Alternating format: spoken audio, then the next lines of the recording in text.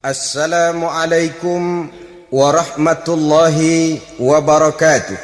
Waalaikumsalam warahmatullahi wabarakatuh. Bismillahirrahmanirrahim. Alhamdulillahi rabbil alamin. Wassalatu wassalamu ala ashrafil anbiya'i wal mursalin Sayyidina wa maulana Muhammadin wa ala alihi wa ashabihil mujahidin at-tahirin, amma ba'du. Saudara-saudara kaum muslimin rahimakumullah, setiap orang dalam kehidupan ini selalu berusaha mencari sesuatu yang bernama bahagia. Setiap hari sejak matahari terbit di sebelah timur, yang disambut dengan kicau murai di dahan dan kokok ayam di kandang, dunia ini penuh dengan berbagai macam kesibukan. Sejak dari petani yang turun ke ladang, pedagang yang berangkat ke pasar, pelajar yang menuju sekolah, sampai kepada pegawai yang berangkat ke kantor, seluruhnya tidak lain untuk mencari sesuatu yang bernama bahagia. Setiap orang menginginkan kebahagiaan, dan tidak seorang pun menginginkan kesengsaraan dalam kehidupan ini. Namun nyatanya tidak setiap orang yang ingin bahagia mengetahui jalan yang harus ditempuhnya untuk sampai kepada kebahagiaan itu. Maka pada kesempatan pertemuan kali ini, saya ingin menyampaikan sebuah hadis dari junjungan kita baginda Nabi besar Muhammad sallallahu alaihi wasallam yang termuat dalam kitab Mukhtarul Ahadits An-Nabawiyah, di mana beliau bersabda, arba'un min sa'adatil mar'i. Ada 4 perkara yang merupakan tanda dari orang bahagia. Saya mau tanya, di antara saudara-saudara yang hadir di sini, apa ada yang kepengen jadi orang sengsara? Seluruhnya tentu ingin mendapatkan kebahagiaan.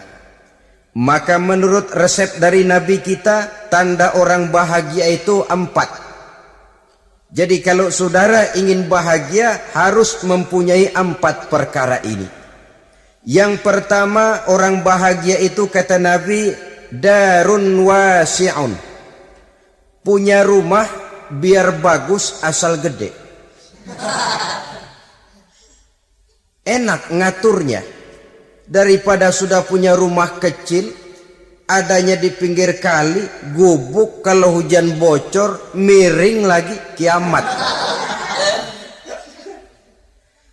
Loh, kalau gitu Islam materialis dong.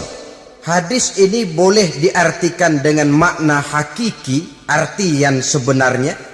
Boleh diartikan dengan makna majazi, arti kiasan. Kalau dia diartikan dengan arti kias, maka yang dimaksud darun wasi'un ay qalbun wasi'un. Rumah yang luas tidak lain daripada hati yang lapang. Karena di situ kunci kebahagiaan yang sebenarnya.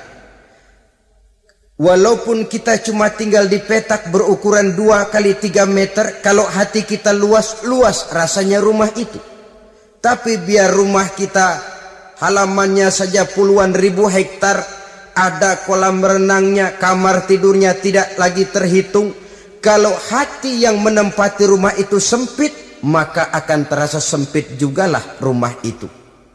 Tempat bergantungnya tidak lain adalah hati.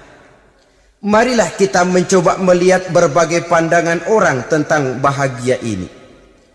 Ada orang menyangka bahwa bahagia itu kalau dia mendapatkan harta yang sebanyak-banyaknya. Siapa yang banyak harta, dialah raja. Apa yang dia mau, seluruhnya bisa dibeli. Keamanannya, dia bisa menyewa petugas. Seluruh fasilitas untuk menyenangkan kehidupannya bisa dibeli. Pendeknya, hartalah segala-galanya dalam kehidupan. Sampai ada pepatah mengatakan, innad darahima fil amakini kulliha taksur rijala mahabatan wa jalala. Sesungguhnya harta dinar, dirham, uang, di mana-mana selalu bikin hebat orang yang memilikinya. Coba lihat, orang yang punya duit sama yang enggak punya duit, jangan gaya hidupnya, gaya jalannya aja lain. Wahia lisanun liman arada fasahatan, wahia silahun liman arada qitala. Uang adalah senjata yang paling ampuh bagi orang yang mau pergi perang, dan lidah yang paling fasih bagi orang yang mau bicara. Kalau bicara dengan lidah macet, cobalah bicara dengan harta, lancar. Sampai ada pepatah demikian, segalanya bisa diatur dengan harta. Maka di kalangan orang yang berpandangan semacam itu, seluruh kegiatan hidupnya hanya terfokus kepada bagaimana mengumpulkan harta yang sebanyak-banyaknya. Tidak peduli halal haram, tidak kenal sore pagi siang dan malam, tidak sempat sujud, jauh dari agama, jauh dari kehidupan yang bersifat ruhaniyah, jauh dari Allah dan sebagainya. Sampai dalam Al-Quran dikelompokkan dalam kelompok yang dinamakan lumazah. Allazi jama'a malahu wa addadah yahsabu anna malahu akhladah. Mereka mengumpulkan harta sebanyak-banyaknya dan menyangka bahwa harta yang banyak itu dapat mengekalkan hidupnya, mengekalkan kekayaannya, mengekalkan kebahagiaannya. Saudara hadirin yang berbahagia, kalau pandangan hidup ini benar, artinya kalau harta memang merupakan satu-satunya hal yang dapat membuat orang bahagia, tentu di rumah mewah tidak akan pernah ada tangis derita. Tentu di satu tempat di mana fasilitas hidup serba menunjang tidak ada yang namanya penderitaan. Tapi suka dan duka, sedih dan gembira, senyum dan tawa adalah milik setiap orang, baik dia punya harta maupun dia tidak punya harta. Nyatalah bahwa harta semata-mata bukan merupakan jaminan bahwa orang akan bahagia, walaupun tanpa harta orang sulit untuk bahagia. Saya mau cerita, ada orang super kaya, namanya Aristotle Onesimus, raja tanker Yunani. Dia punya kapal tanker saja konon sampai 11 banyaknya. Punya perusahaan penerbangan yang disebut Olympic Airlines. Punya hotel di berbagai kota besar di dunia ini, sejak dari New York, London, Paris, Rome dan sebagainya. Bahkan punya pulau yang dia namakan Pulau Scorpio. Ini kan namanya sudah kaya nggak tanggung-tanggung, punya pulau. Nah, dia punya 2 orang anak, yang satu laki-laki namanya Alexander, yang satu perempuan namanya Maria Onesimus. Seluruh harapannya tertumpah kepada anak lakinya Alexander ini, yang akan meneruskan usahanya, meneruskan kekayaannya, meneruskan dinastinya. Apa yang terjadi? Ternyata anak yang dia harapkan yang bernama Alexander ini mati muda dalam kecelakaan pada waktu dia olahraga. Apa olahraganya? Namanya olahraga anak orang kaya, golongan jet set. Olahraganya olahraga pesawat terbang. Jatuh, ya nggak kapungut, habis mati. Tinggal satu anak perempuannya, Maria Onesimus. Tapi anak perempuan ini juga malah urakan. Terakhir dia pacaran, bahkan kemudian kawin sama orang Rusia. Rupanya Aristotle Onesimus ini broken. Kekayaannya yang berlimpah ruah, perusahaannya yang begitu banyak, siapa yang akan meneruskan? Siapa yang akan menggantikan? Sampai kemudian dia mengurung diri di Pulau Scorpio dan mati di sana secara mengenaskan. Seorang multi jutawan, seorang yang super kaya, mati menyendiri di pulau sepi. Ibarat kata pepatah, anak ayam mati di lumbung. Bukan kekurangan makanan, keurugan makanan. Begitu kehidupan Aristotle Onesius. Dan banyak orang-orang yang sudah demikian kaya sampai dibingungkan oleh kekayaannya sendiri. Telusurilah kehidupan David Rockefeller misalnya, Henry Ford misalnya, Adnan Khashoggi misalnya, multi jutawan yang kadang-kadang dibuat keder oleh kekayaannya sendiri. Pantas ketika Imam Ali ditawarkan orang, "Ya Ali, kalau kepadamu disuruh pilih ilmu atau harta, kau pilih mana?" Ya jelas pilih ilmu dong. Kenapa? Pertama, ilmu kalau kita berikan kepada orang lain tambah. Tapi harta kalau kita berikan kepada orang lain kurang. Saudara punya uang 10.000, dibagi orang 5.000, jelas uang saudara berkurang.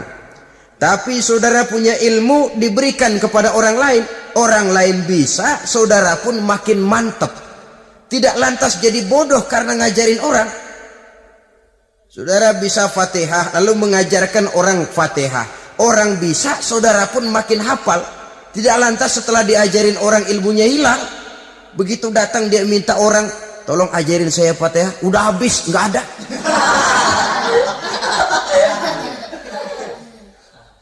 Yang kedua kata Imam Ali, ilmu menjaga kita. Kalau harta kita yang harus jaga. Makin banyak ilmu makin terpelihara diri seharusnya. Tetapi makin banyak harta makin bingung kita jaganya.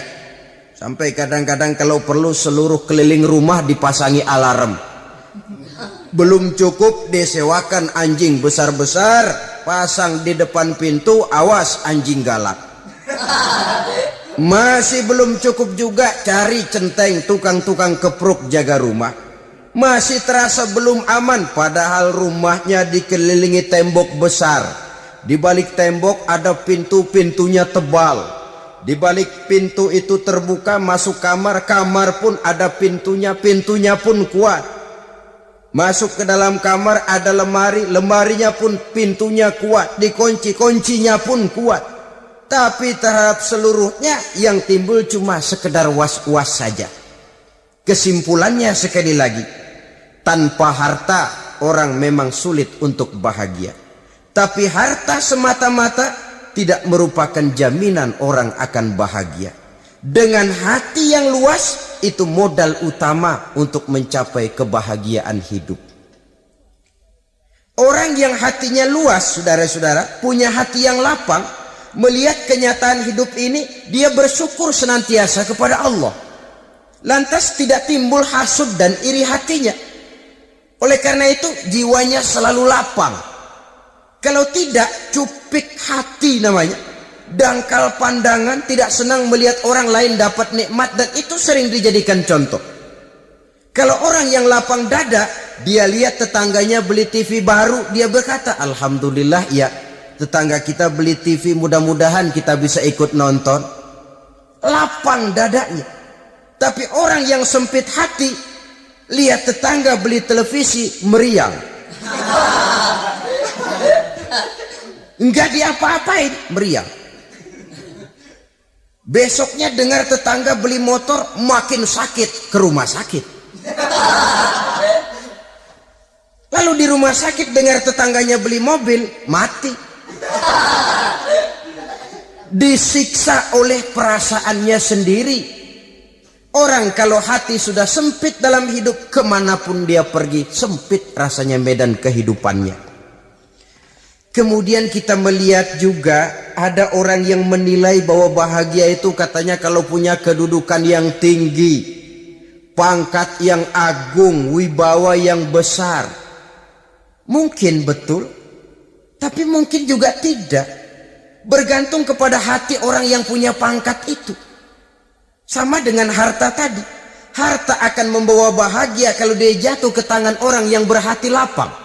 Tapi harta akan jadi bencana kalau jatuh ke tangan hati orang yang sempit. Pangkat akan membawa bahaya kalau jatuh di tangan hati orang yang sempit. Lebih dari itu, kenyataan mengajarkan kepada kita bahwa ternyata pangkat dan jabatan tidak selamanya memberikan kebahagiaan dalam kehidupan. Bahkan resikonya kelewat besar. Beberapa bukti kita bisa ambil dari para pemimpin dunia yang menjadi korban lantaran pangkat dan jabatan yang disandangnya. Saudara ingat Presiden Abraham Lincoln dan John Kennedy dari Amerika? Dibunuh orang. Park Chung-hee dari Korea Selatan, Ziaur Rahman dari Bangladesh, Anwar Sadat dari Mesir, terakhir Indira Gandhi dari India, menjadi korban dari pangkat dan jabatan yang disandangnya dari orang-orang yang tidak senang dia memegang jabatan itu. Dia akan mudah mengundang bencana. Sehingga pantas kalau seorang presiden terkemuka Amerika, Harry Truman namanya, dia mengatakan jabatan presiden itu, kata dia, seperti orang nunggang macan, naik macan. Harus kita taiki, kalau enggak dia bakal nerekam kita, ngeri katanya. Adapun orang yang hatinya lapang, kalau dia menerima pangkat dan jabatan, dianggapnya itu satu kesempatan untuk berbuat baik. Tapi orang yang berhati sempit, menerima pangkat dan jabatan, bukan kadang-kadang menerima, malah berusaha setengah mati mencapai dengan segala cara. Kalau perlu jilat atas, jilat atas. Jadi golongan sumuhun dawu. Jadi kelompok kulon nuwun, yes sir, yang kerjanya cuma oke bos. Kalau perlu jilat atas, jilat atas. Kalau perlu injak yang bawah, injak yang bawah. Perlu sikut kiri kanan, sikut kiri kanan. Yang penting pangkat dapat, jabatan dapat.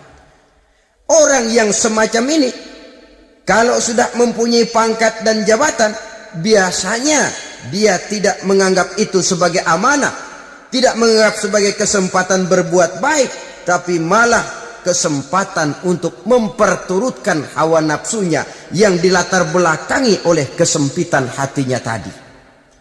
Apalagi kalau orang memperoleh pangkat karena banyak mengeluarkan uang. Seakan-akan pangkat dan jabatan itu sekarang macam proyek, pakai tender.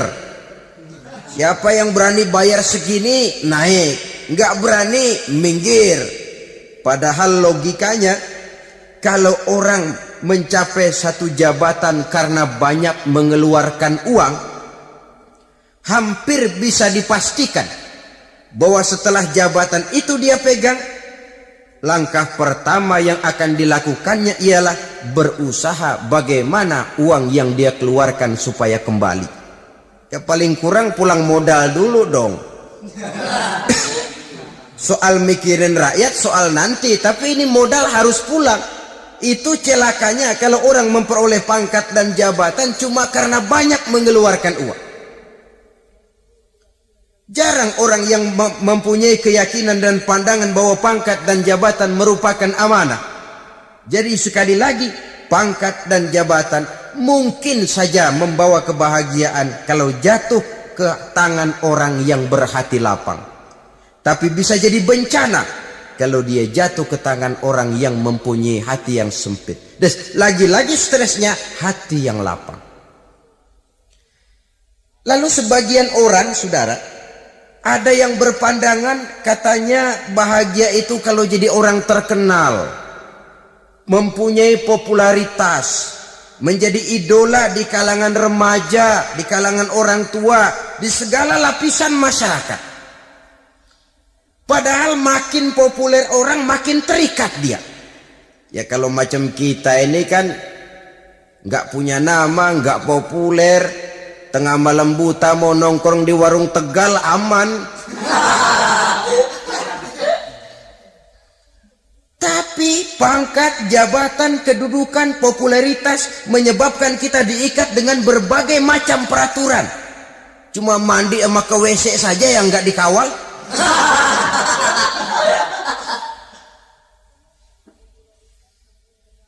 Benarkah popularitas, ketenaran membawa kebahagiaan? Mungkin. Ya, tapi mungkin juga tidak. Kenapa? Banyak orang-orang populer yang mengakhiri hidupnya secara tragis. Kita ambil beberapa nama. Di Amerika tahun 60-an ada bintang seksi paling terkenal yang dijuluki seks bom. Bom seks. Sampai sekarang jadi legenda, namanya Marilyn Monroe. Singkatan doublenya itu inisialnya MM, Marilyn Monroe. Terkenal, top, sampai dia mati tahun 62. Namanya sekarang masih saja dibicarakan orang. Kenapa dia bunuh diri? Tidak punya hartakah dia? Banyak. Kurang populerkah dia? Seluruh dunia mengenalnya. Sejak rakyat kecil sampai pejabat tinggi dia punya hubungan. Kenapa? Jenuh. Dia terlahir dalam keadaan yatim. Setelah itu tidak lama dia berangkat remaja, ibunya meninggal. Pindah dari wanita asuh ke wanita asuh sampai 12 orang ibu angkatnya. Dan kekecewaan yang paling parah, setiap laki-laki yang dekat dengannya hanya seperti kapal berlabuh. Datang dan pergi silih berganti. Padahal dia merindukan seseorang yang bisa melindungi hidupnya. Dia rindukan itu dan dia tidak pernah menemukan. Itu yang akhirnya menyebabkan dia minum pil tidur kelewat dosis. Minum obat tidur kebanyakan. Ya tidur terus sampai sekarang.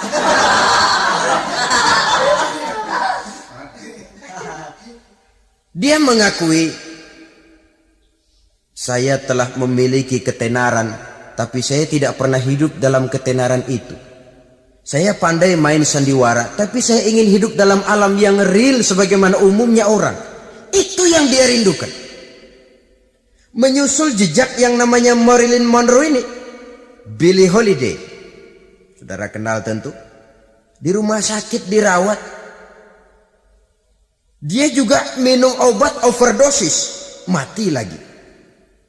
Jimi Hendrix minum obat tidur overdosis kelewat batas, mati lagi.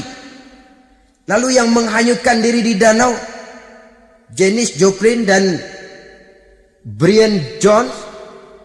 Ini orang-orang populer, orang-orang terkemuka yang mengakhiri hidup secara tragis. Bukan karena tidak terkenal, mungkin karena sudah saking terkenalnya. Contoh paling belakangan, Bruce Lee.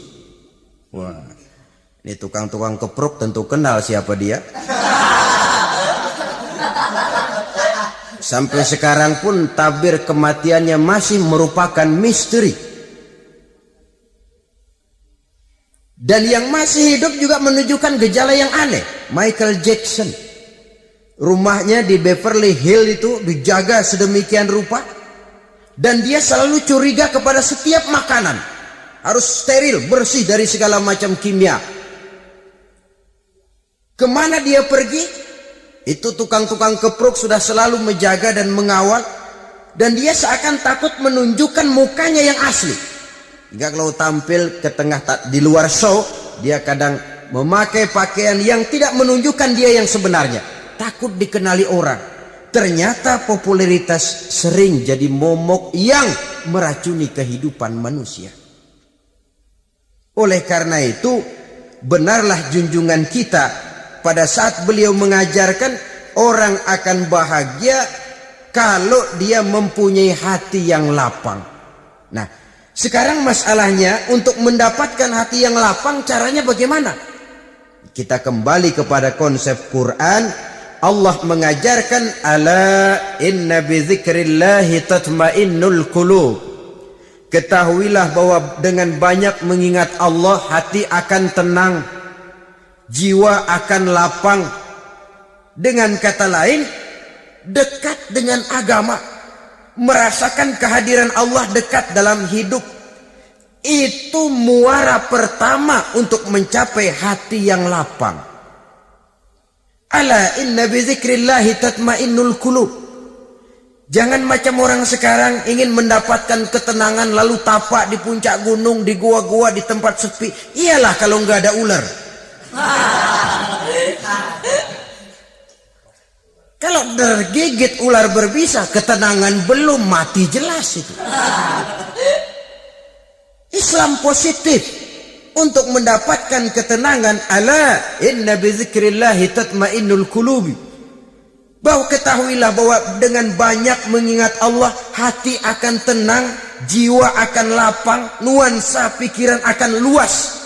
Karena yang namanya bahagia ada dimanapun manusia berada. Di kampung ada bahagia, di kota ada bahagia, di ngarai, di lembah, di gunung, di hutan, di lautan, di angkasa luar, dimanapun bahagia itu ada kalau kita bermodalkan hati yang lapang ini. Dan hati akan lapang kalau kita dekat dengan agama. Dekat dengan harta buat sementara hati mungkin tenang, tapi ketenangan yang relatif dan temporer. Apalagi orang tiap kali tambah harta, tiap kali tambah rencana. Itu wajar. Mungkin sebelumnya saudara berpikir, kalau punya duit 5.000 enak nih. Begitu punya duit 5.000, aduh sayang kalau 10.000 aja. Tiap kali tambah harta, tiap kali lain rencana. Makin banyak rencana, makin menjauhkan kita dari yang namanya ketenangan. Padahal ketenangan merupakan unsur utama untuk mencapai bahagia. Dan ketenangan itu bermuara dalam hati manusia. Tengoklah kehidupan ini. Orang yang banyak harta dengan orang miskin, berbedakah rasa sakit yang mereka tanggungkan? Rasanya tidak. Walaupun si kaya tidur di kasur empuk berselimutkan sutra mahal, sementara si miskin meringkuk di balai bambu yang keras dan kasar. Apabila maut datang, dia juga tidak pernah pilih bulu.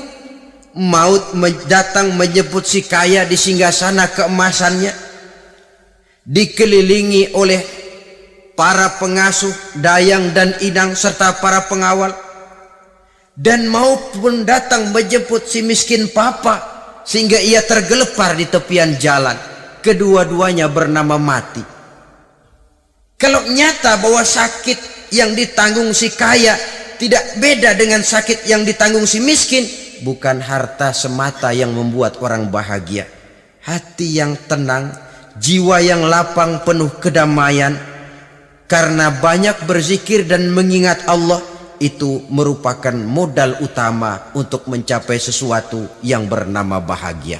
Yang kedua sekarang, tanda orang bahagia menurut baginda Nabi, markabun syariah.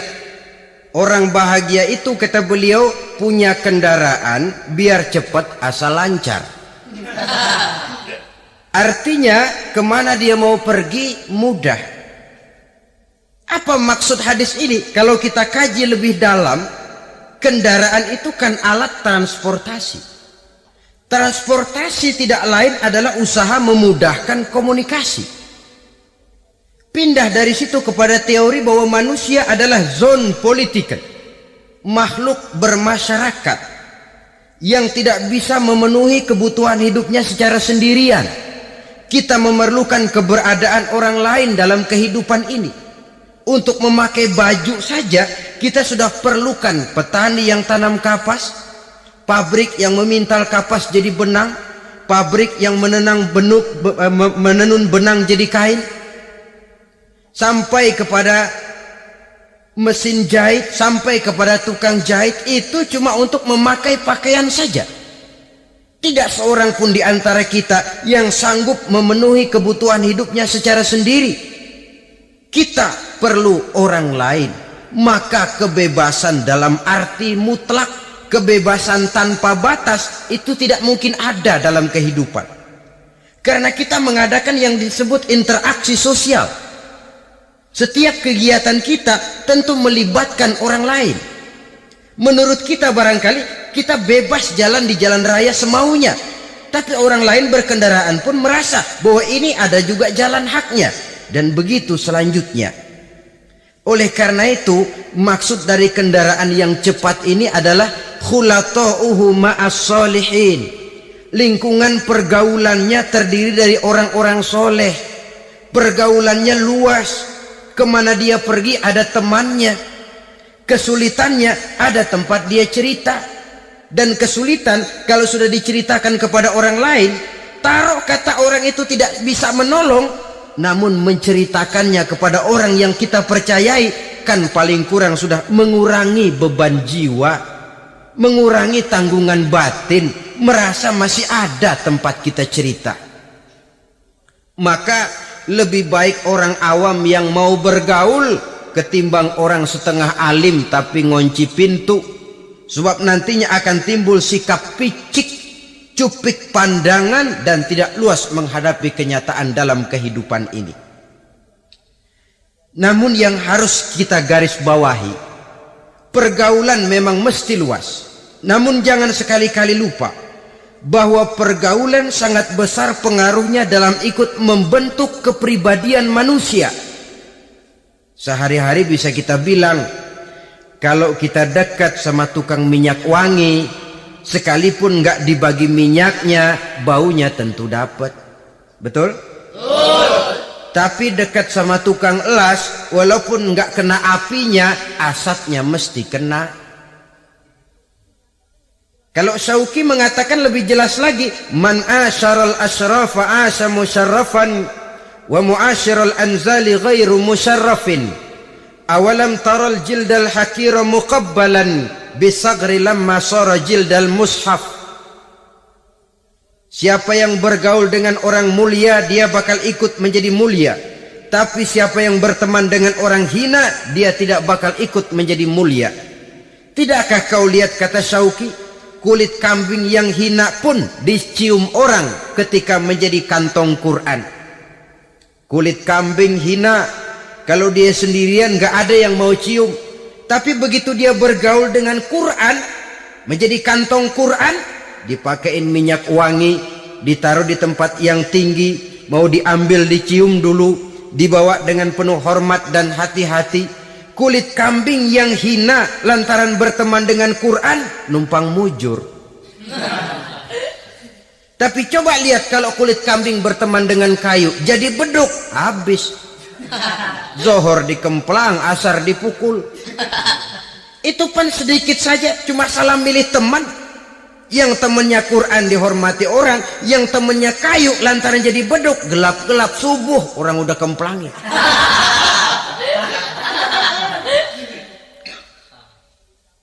Maka terutama kepada adik-adik remaja yang masih mencari identitas diri, yang ibarat kaset masih kaset kosong, mudah diisi oleh apapun, pandai-pandailah memilih teman dalam bergaul.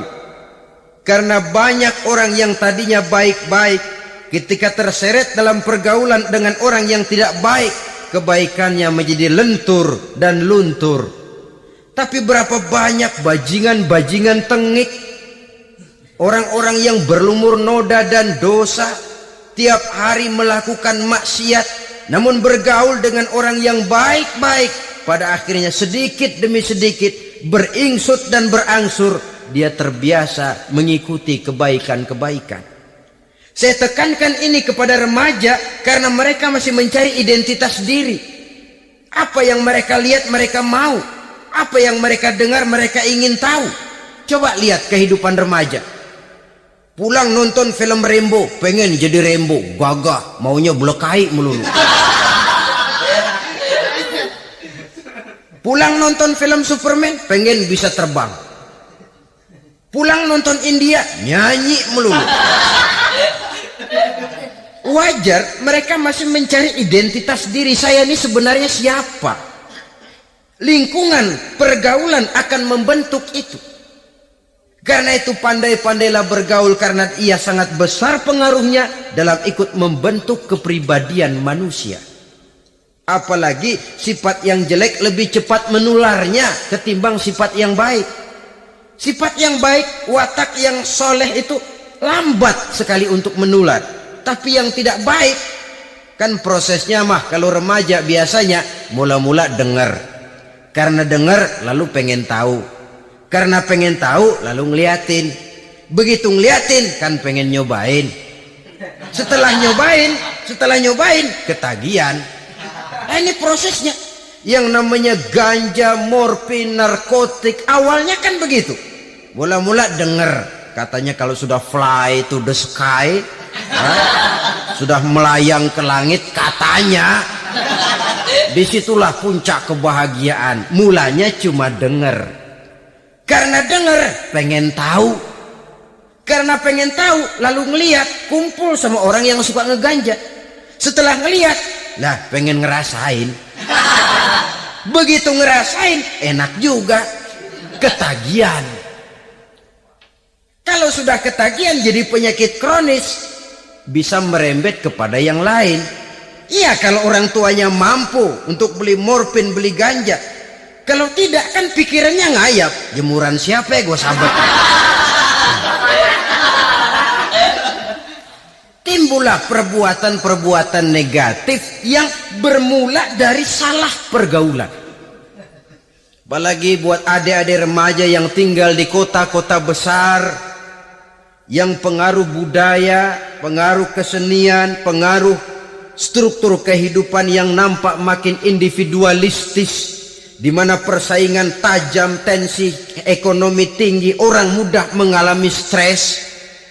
Pandai-pandailah dalam bergaul, sekali lagi, karena ia sangat besar pengaruhnya dalam ikut membentuk kepribadian manusia. Orang bahagia punya kendaraan yang cepat, artinya punya pergaulan yang luas, dan lingkungan pergaulannya terdiri dari orang-orang yang soleh. Kemana dia pergi ada teman, kesulitannya ada tempat dia cerita. Tapi kalau sudah menyendiri, hidup sendiri, kesulitan dipikiri sendiri, bisa mati belum waktunya. Tidak ada tempat berbagi rasa, tidak ada tempat bercerita, tidak ada tempat mengurangi beban dalam kehidupan. Pantas betul kalau Islam sangat menggalakkan dan menganjurkan orang kalau sudah sampai waktunya itu untuk melangsungkan nikah. Kata Nabi, ya ma'syaras syabab man istata'a minkumul ba'at falyatazawwaj. Hai para pemuda, kalau sudah mampu memberi nafkah, kawinlah, nikahlah kamu. Kenapa? Sudah ada teman hidup, tempat berbagi rasa. Kesulitan kalau ada tempat cerita akan lebih ringan ketimbang kita telan sendiri, walaupun bobot kesulitannya sama beratnya. Saudara-saudara kaum muslimin rahimakumullah, inilah ciri yang kedua, punya kendaraan biar cepat asal lancar. Kemana kita mau pergi gampang. Dengan kata lain, setelah hati yang luas, pergaulan yang luas. Dua. Yang ketiga sekarang, tanda orang bahagia itu menurut Nabi, misbahun mudhi'un, punya lampu yang terang. Oh, itu enggak problem. Sekarang sudah zamannya listrik masuk desa, Pak. Lampu sudah terang semua. Betul, kalau itu yang dimaksud. Tapi tidak cuma itu. Karena lampu yang dimaksud di sini, lampu yang akan menerangi seluruh perjalanan hidup. Dan perjalanan hidup itu sudah dimulai sejak kita terlahir ke alam ini, sampai masuk ke alam barzah, kumpul di padang mahsyar, sampai ke akhirat. Lampu yang menerangi itu yang diperlukan. Kalau lampu, katakanlah yang paling top sekarang kan lampu jenis Mercury.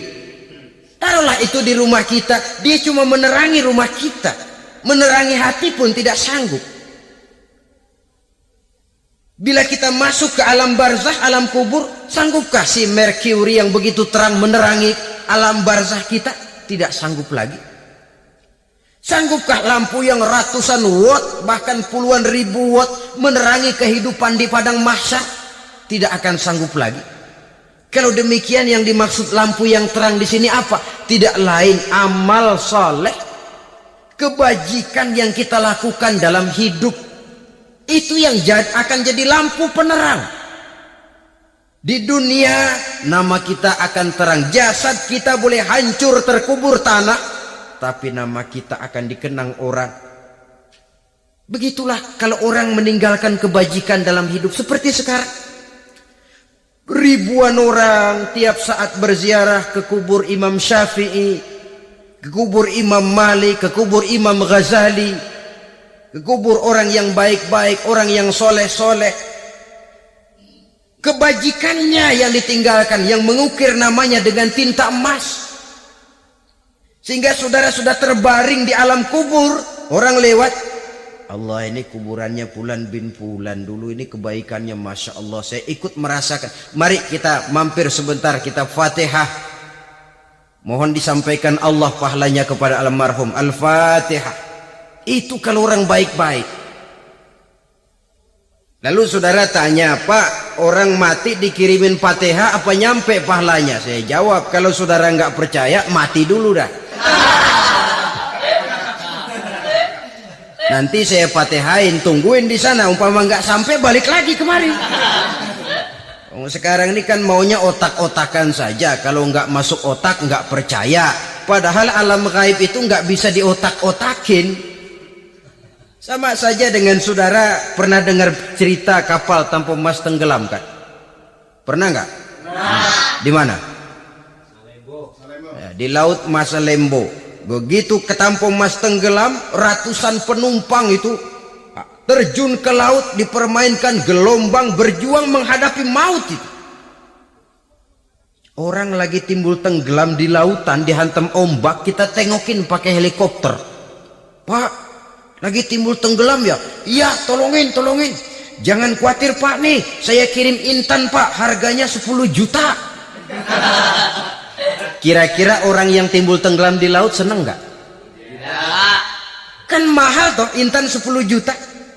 Kenapa dia nggak senang? Karena intan 10 juta dalam kondisi seperti itu tidak sanggup menyelamatkan dia. Dia akan girang kalau dikirimin ban mobil bekas, dikirimin papan terentang atau bambu.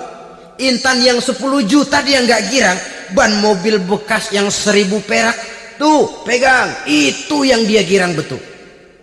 Inilah sebabnya Nabi berkata, mal mayyitu fi qabrihi illa kal ghariqil mutaghawwis.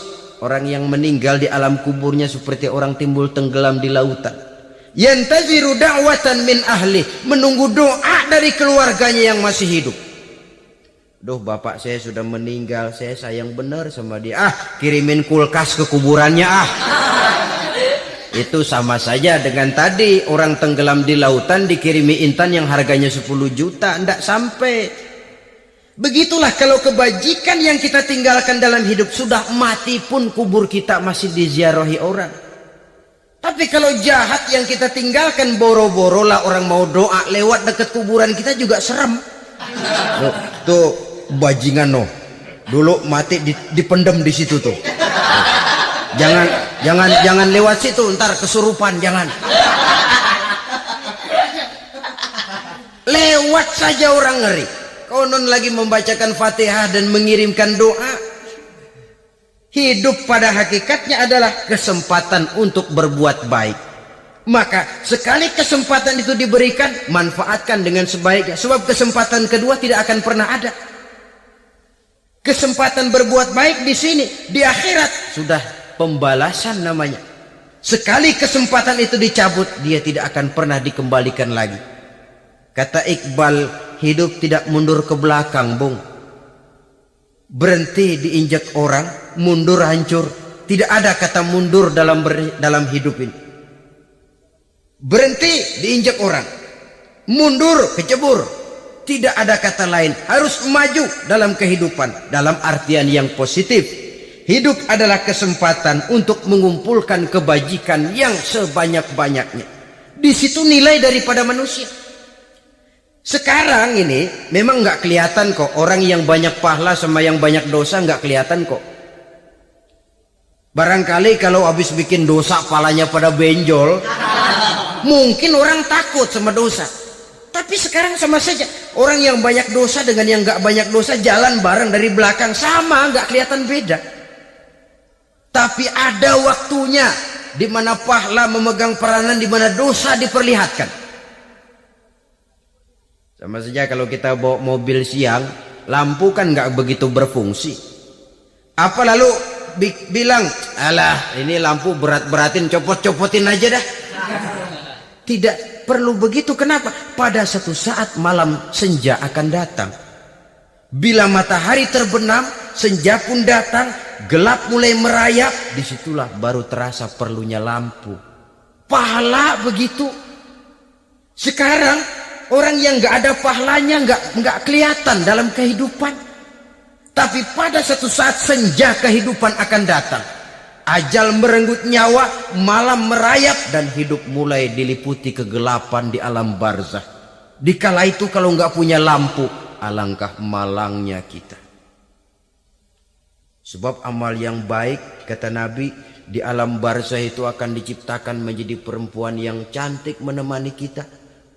Amal yang jahat akan menjadi orang yang paling jelek nemenin kita. Sudah di tempat gelap yang nemenin jelek.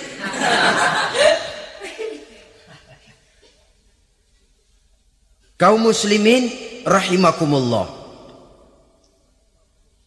Kalau demikian masalahnya, tergantunglah kita pandai memanfaatkan waktu. Al-waktu kasaif, waktu itu cepat sekali. Yang namanya waktu itu tahu-tahu.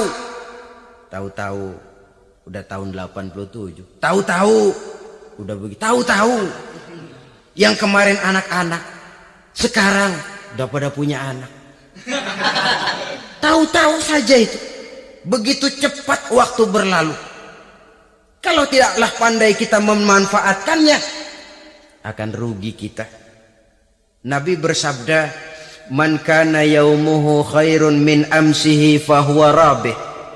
Barang siapa yang hari ini lebih baik daripada hari kemarin, itu orang untung. Hari ini lebih baik daripada kemarin. Bulan ini lebih baik dari bulan kemarin. Tahun ini lebih baik dari tahun kemarin. Itu orang yang beruntung. Tahun kemarin sembayangnya maghrib doang, sekarang udah tambah isya. Tahun kemarin cuman Idul Fitri aja ngancem bener, sekarang udah tambah Jumat, lalu tambah lagi maghrib, tambah lagi isya, dan selanjutnya. Hari ini lebih baik daripada kemarin, itu orang yang beruntung. Wa man kana yaumuhu mislu amsihi fahuwa khasir. Lalu barang siapa yang hari ini sama saja dengan hari kemarin, itu orang rugi. Hari ini sama dengan kemarin, rugi itu. Bulan ini begitu, bulan kemarin begitu, tahun ini begitu, tahun lalu juga begitu. Rugi itu orang. Rugi apa? Rugi umur. Umur tambah, amalan gak pernah tambah. Dan saya pikir lebih merupakan azab ketimbang nikmat kalau orang dikasih panjang umur cuma untuk numpuk dosa. Mending mana? Panjang umur banyak dosa sama pendek umur dikit dosa? Mending mana? Mending mana? Ya, paling mending tentu panjang umur banyak pahala. Tapi kalau tidak, sekali lagi, lebih merupakan azab ketimbang nikmat kalau orang diberikan panjang umur tapi cuma untuk sekedar menumpuk dosa. Kehilangan kesadaran bahwa dunia bukan terminal akhir dari satu perjalanan. Dia cuma halte di mana kita berhenti sebentar untuk menuju kepada terminal yang hakiki. Saudara-saudara kaum muslimin rahimakumullah. Inilah lampu yang akan menerangi kehidupan. Amal yang kita lakukan di dalam kehidupan. Jadi yang dimaksud dengan lampu yang terang, kebajikan yang kita kerjakan dalam hidup. Nah, setiap orang di awal tadi saya bilang ingin bahagia. Bahagia itu kan hakikatnya kumpulan senang dan selamat. Senang, selamat. Apa bedanya? Senang tapi tidak selamat, nggak bahagia. Selamat tapi nggak senang, nggak bahagia orang. Contoh, kalau orang korupsi, duitnya banyak, senang dia, tapi keselamatannya. Ada tentara baris di samping rumahnya udah bingung, padahal tentara latihan. Tentara cuma latihan, dia bingung. Senang, tapi karena keselamatannya tidak terjamin, dia tidak bahagia. Sebaliknya pegawai negeri jujur benar cuma segaji-gajinya, selamat nggak korupsi, tapi melarat, ya nggak bahagia juga, kurang senang. Kesenangan dan keselamatan untuk dunia saja, ya sekali lagi, kalau cuma sekedar untuk dunia saja, bisa dibeli pakai uang. Bisa dibeli pakai uang. Saudara ingin selamat, bisa dibeli pakai uang. Saudara ingin senang, bisa dibeli dengan uang. Tapi setelah mati, masuk ke alam barzah, habis kekuasaan uang. Nggak bisa lagi beli keselamatan pakai uang. Tidak mungkin lagi membeli kesenangan dengan uang. Di situ pahala yang megang peranan. Makin banyak pahala, makin banyak saham untuk membeli kesenangan dan keselamatan, untuk memperoleh yang namanya bahagia. Dan jangan lupa loh, di alam barzah kita nggak sebentar, menunggu datangnya kiamat. Loh iya, kalau kita begitu dikuburin terus kiamat datang, untung. Tapi kalau masih harus 1000, 2000, puluhan ribu tahun yang akan datang, dalam satu penantian yang begitu lama, tanpa saham untuk memperoleh kebahagiaan, satu kemalangan yang tidak ada pernah putus-putusnya. Janganlah tergelincir oleh kebahagiaan sebentar yang menipu dengan mengorbankan kebahagiaan hakiki yang berjangka panjang. Apa artinya senyum sejenak kalau harus ditebus dengan tangis seumur hidup? Biarlah kita minum jamu, pahit memang, getir memang, tapi kan besok badan sehat. Daripada sekarang minum sirup, manis memang, enak memang, tapi bibir pada jontor besoknya. Sirawan, batuk, nggak karu-karuan. Banyak orang tertipu oleh kesenangan yang sebentar. Padahal laisa kullu ma yalma'u zahaban. Belum tentu semua yang berkilat itu emas. Belum tentu semua yang gemerlap itu intan. Karena itu, marilah manfaatkan kesempatan yang diberikan Allah ini untuk mengumpulkan kebajikan yang sebanyak-banyaknya. Yang terakhir sekarang, yang keempat, tanda orang bahagia kata Nabi. Zaujatun salihah. Orang bahagia itu tanda yang keempat kata Nabi, punya istri biar cakep asal taat. Sudah surga itu sudah. Cakep taat. Istri kayak gitu, kalau belum mati jangan dikuburin dulu itu. Sudah cakep taat lagi. Tapi kadang-kadang enggak, udah jelek ngadat melulu. Apa yang mau dipilih? Sebab itu Quran mengatakan istri pakaian untuk suami, suami pakaian untuk istri. Kenapa suami istri diibaratkan pakaian? Alangkah tingginya gaya bahasa Quran ini. Suami istri teman hidup, hidup perjalanan panjang. Sejak kita dalam rahim sudah ada hidup kan di sini. Sampai ke alam dunia, masuk ke alam barzah, kumpul di padang mahsyar, sampai menuju akhirat, itu perjalanan hidup. Carilah istri atau suami teman hidup yang membawa manfaat tidak hanya kehidupan di dunia ini, sampai di alam barzah, sampai di padang mahsyar. Suaminya mungkin meninggal lebih dulu, atau istrinya mungkin meninggal lebih dulu. Tapi suami atau istri yang masih hidup berbuat kebajikan. Suami saya meninggal, ada hartanya, saya sedekahkan, niat pahala untuk almarhum suami saya. Ini teman hidup. Tidak dibatasi dan tidak bisa dipisahkan oleh maut sekalipun. Zohirnya mungkin pisah, badannya mungkin pisah, tapi hatinya, jiwanya, kebersamaannya dalam menghadapi kehidupan. Karena itu, saudara-saudara, bahasa Quran indah. Suami istri diibaratkan seperti pakaian. Apa fungsi pakaian? Pertama, pakaian jadi kebanggaan. Artinya, suami harus menjadi kebanggaan istri, istri harus jadi kebanggaan suami. Yang kedua, pakaian itu kan fungsinya menutup aurat.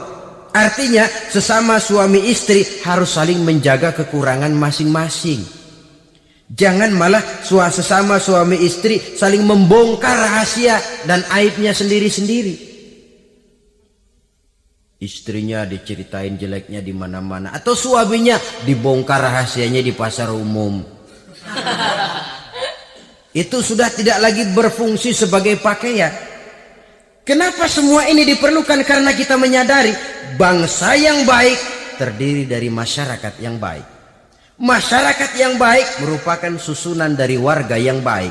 Warga yang baik adalah terdiri dari rumah tangga yang baik. Dan rumah tangga yang baik merupakan susunan dari pribadi yang baik.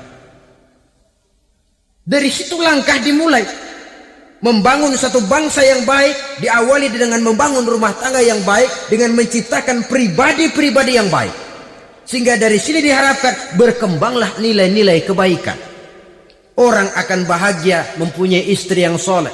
Kenapa? Tidak ada seorang suami bisa sukses jadi apapun dia, apapun profesinya, dokterkah, kiaikah, mubalikah, petanikah, pengusahakah, pejabat tinggikah, tidak ada seorang suami yang bisa sukses tanpa peran serta istrinya.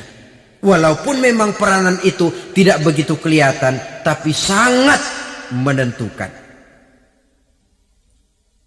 Karena itu, saudara hadirin yang saya hormati, Islam sangat menghargai kaum wanita, memberikan kedudukan yang tinggi sepanjang tidak mematikan kodrat kewanitaannya.